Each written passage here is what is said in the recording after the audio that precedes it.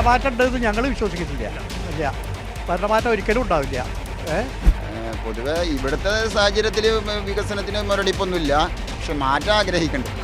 കേരളം മാറാനുള്ള സാധ്യത ഒന്നുമില്ല. കേരളം എങ്ങനെ മാറുക? കേരളം മാറേണ്ട യാതൊരു സാധ്യത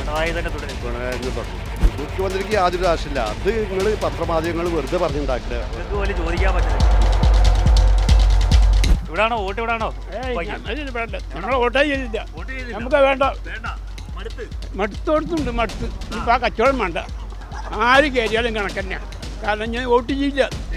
ഏത് ഭർത്തവിലും ഞാൻ വോട്ട് ചെയ്യില്ല.